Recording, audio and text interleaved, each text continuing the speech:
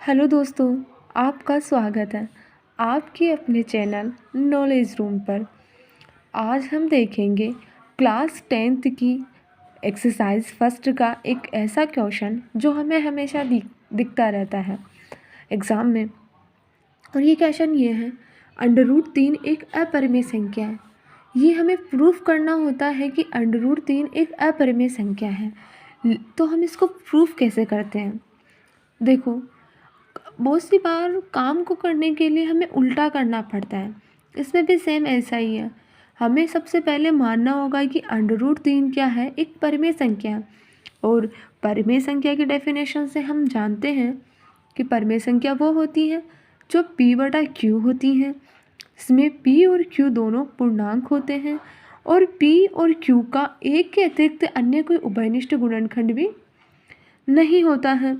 और एक और चीज़ इसमें दे रखी है, p तथा q सहअभाज्य होते हैं। तो हम मान लेते हैं जैसे कि लेट √3 = p/q। p/q हम इसे परिमेय संख्या के रूप में दिखा रहे हैं, इसलिए तो हम यहाँ पर इसको वज्र गुणा करेंगे तो √q × √3 = p। हम सबसे पहले क्या करेंगे, दोनों तरफ हम इसका वर्ग करेंगे तो इधर हमारे क्या आ जाएगा, 3q² = p²।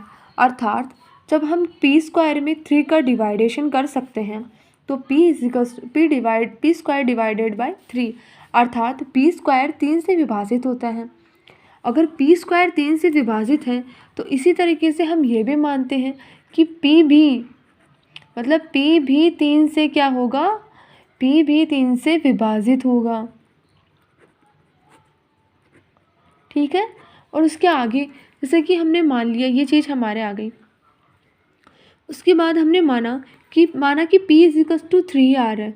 तो हम देखो समीकरण 1 के अंदर हमने आंसर आए थे हमारे q √3 = p है। तो यहाँ हम p का वैल्यू रखेंगे। p की वैल्यू हमने 3r मानी है, जहाँ r भी कोई एक पूर्णांक संख्या है। तो p की वैल्यू रखेंगे तो 3r² = 3q² आ जाएगा। जब इसका वर्ग करेंगे तो 3 का क्या होता है 9, r² = 3q² हो गया। 3r² = q²। अब जैसे हम इसको करेंगे तो यहाँ काट दिया हमने, हम जब 3 का पाड़ा बोलते तो 3 बार, और q² हमने r² = q²/3, यानी कि यह हम देखते हैं q² भी 3 से क्या होगी, विभाजित होगी। तो q भी होगा, है ना, q भी 3 से विभाजित होगा। इसका मतलब क्या है, अतः p और q का एक के अतिरिक्त अन्य कोई उभयनिष्ठ गुणनखंड भी है। मतलब वो उभयनिष्ठ गुणनखंड कौन सा है, 3 है, क्योंकि 3 q को भी विभाजित कर रहे हैं और 3 यहाँ p को भी विभाजित कर रहे हैं, जो कि हमारी संकल्पना के अनुसार नहीं है।